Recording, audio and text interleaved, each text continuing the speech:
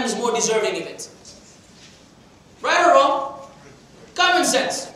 So, inshallah, I know some of this is, like somebody hammering you, but inshallah, we will try to make some changes, or we will strive to make some changes in our lives regarding some of these prohibitions that the people have taken lightly on the premises that the religion is easy. هذا وآخر دعوانا الحمد لله رب العالمين وصلى الله وسلم وبارك على نبينا محمد.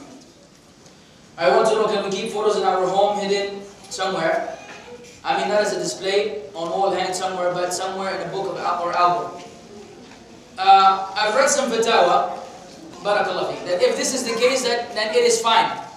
But then again, why do you have these pictures? If the pictures are for memory, then the scholars say no. If the only objective of the picture is just for entertainment purposes, then no. If the picture is of things of need, then of course you don't leave them outside. You will put them somewhere where they are not exposed. Like the picture, for example, you go to renew your iqamah. Excuse me, they say we need 2 pictures, and the guy says, I do minimum 8. So you're going to have extra 6 pictures. You don't hang them on your wall, and you don't leave them on the table, you hide them somewhere. But as a photo album of your, past life, then the fatwa of those who say that you shouldn't have pictures, they say no, because the ruling is the same. The angels will not enter a house that has a picture. Plants and trees have life too. That's what they are. Then why are they permitted to draw? When was the last time you seen a tree walking down the street?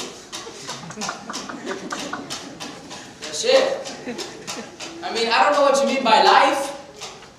I mean, no, it doesn't have a life. You don't speak to a tree. It's not held accountable on the day of judgment.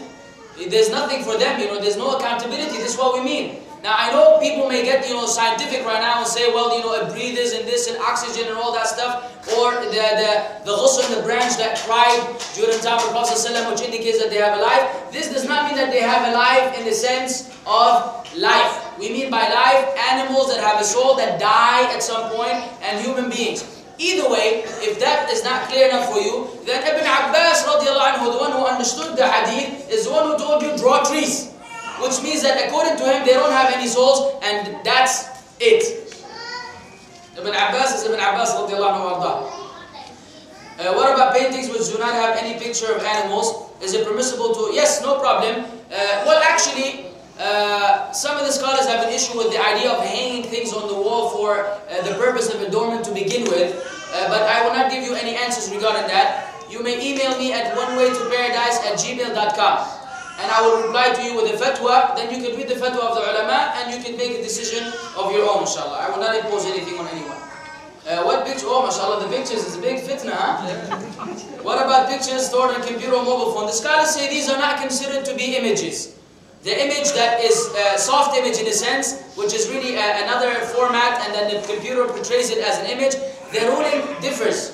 But the idea is, how did you get to the point where you had the image? Listen to me. Having an image on the PC is fine, but it doesn't mean that you take the picture. You see what I'm saying? If it happens to be there, and you keep it as a soft copy, the scholars say this is not the same, because it is not considered to be image in the sense of a paper. That's the fatwa of the ulama. But how to get that picture, this is when we go back to the old ruling. You cannot be the one snapping the shot. You see what I'm saying? It just may come to you through email. That's a whole other ruling. Can a Muslim brother get married to a Christian sister while she insists to remain in her Christianity? She's not a sister until she becomes a Muslimah.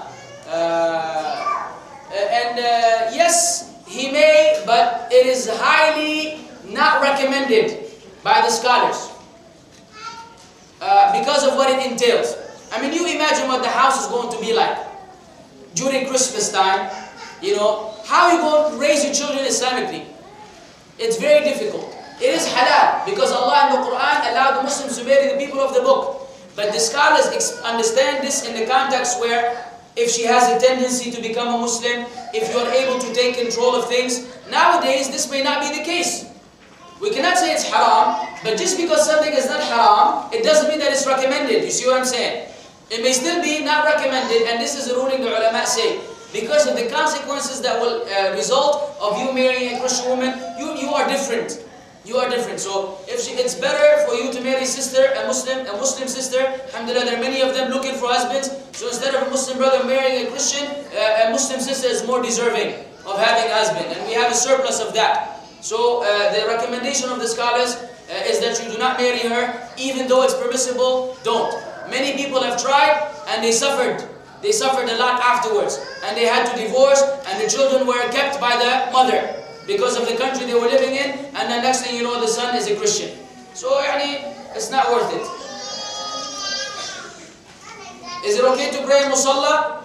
According to the scholars, if you have no other choice, yes.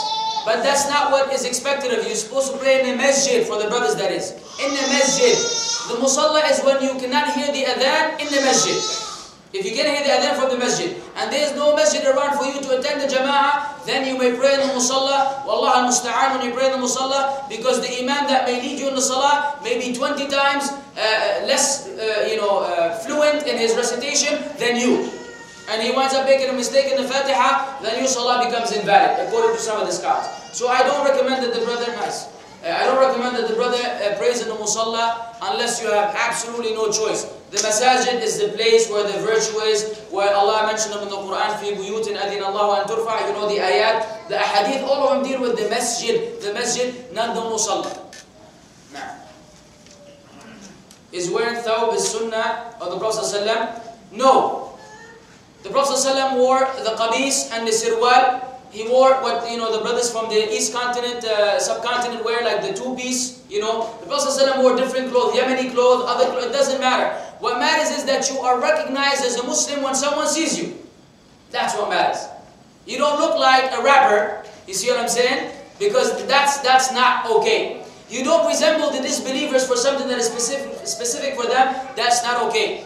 But wearing regular clothes, if they are according to the sunnah, your pants above the ankles, the color is according to the sunnah, where you're not wearing the yellow, reddish kind of color that came in the hadith.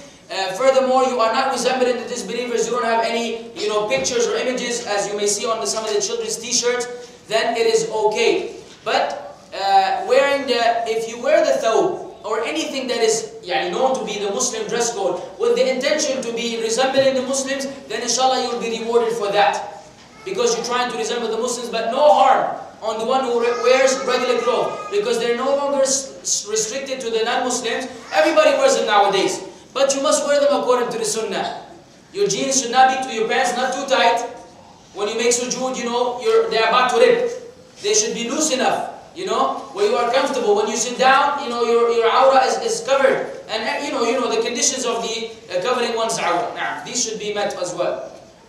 Is it okay for women to dress like men in the house with husband? Come on, man. The brother doesn't want to look at another brother in the house. What is she going to be wearing? These are some strange questions tonight. Shaving legs by lotion, ladies, yes, mafi mushkila. Yes, she should actually. Wearing jeans for girls is acceptable or not? No.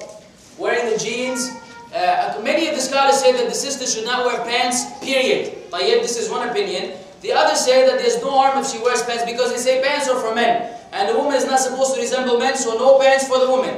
But let's say that the other opinion, which there's room in this here, that she may wear pants. What kind of pants? And where is she wearing them? If she's wearing them at home, we don't have a problem. If she's wearing them outside, where they are tight, and when she sits down or puts one leg over the other, her jilbab falls over,